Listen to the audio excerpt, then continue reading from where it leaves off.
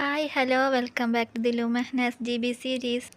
ഇന്ന് ഞാൻ വന്നത് നല്ലൊരു അടിപൊളി സ്നാക്ക് റെസിപ്പി ആയിട്ടാണ്. നല്ല ടേസ്റ്റാണ് ഇത് കഴിക്കാൻ. ഇതെല്ലാവർക്കും ഇഷ്ടമാവും. കാണാൻ തന്നെ നല്ല ഭംഗിയില്ലേ? അപ്പോൾ വാ നമുക്ക് നോക്കാം. അപ്പോൾ ആദ്യം തന്നെ ഇതിൻ്റെ ഫില്ലിങ്ങിന് വേണ്ടിയിട്ട് 2 പൊട്ടറ്റോ ഉപ്പിട്ട് പുഴുങ്ങിയെടുത്തതാണിത്. അതിനെ ചൂടോട് കൂടി തന്നെ നമുക്ക് ഉടച്ചെടുക്കാം. നന്നായി ഉടച്ചെടുത്തതിന് ശേഷം ഒരു സവാള ചെറുതായിട്ട് അരിഞ്ഞതും 1 ടേബിൾ സ്പൂൺ ഇഞ്ചി വെളുത്തുള്ളി പേസ്റ്റും കുറച്ച് കറിവേപ്പിലും 2 പച്ചമുളകും ചെറുതായി അരിഞ്ഞിട്ട് അതിലേക്ക് ചേർത്ത് കൊടുക്കാം. ഇനി ഇതെല്ലാം കൂടി നന്നായിട്ട് മിക്സ് ചെയ്യാം. അതിനുശേഷം കുറച്ച് മസാലപ്പൊടി കൂടി ചേർത്ത് കൊടുക്കാം.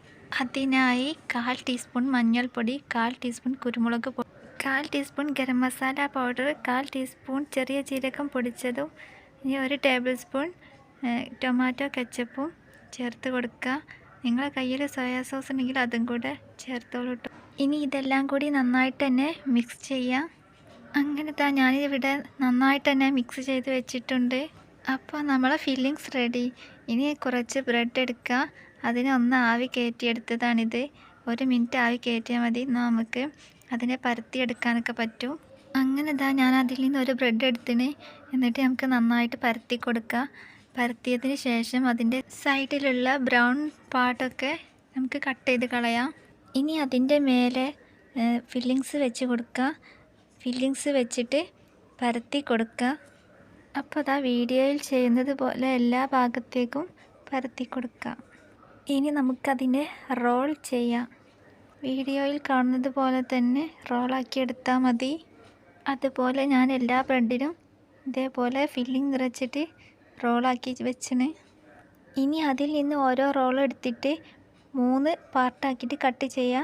വീഡിയോയിൽ കാണുന്നത് പോലെ 3 പാർട്ടാക്കി കട്ട് ചെയ്യാം കേട്ടോ. അപ്പോൾ ഇതുപോലെ 3 പാർട്ടാക്കി കട്ട് ചെയ്തിട്ട് ഇനി ഒരു ഈർക്കിൽ വെച്ച് കുത്തി കൊടുക്കുക. വീഡിയോയിൽ കാണുന്നത് പോലെ തന്നെ ചെയ്യണം. ഏത് സൈഡിലാണ് കുത്തുന്നതെന്നൊക്കെ എല്ലാം ശ്രദ്ധിക്കണം. അങ്ങനെ ഞാൻ എല്ലാ ബ്രെഡും അതുപോലെ ചെയ്ത് വെച്ചിട്ടുണ്ട്.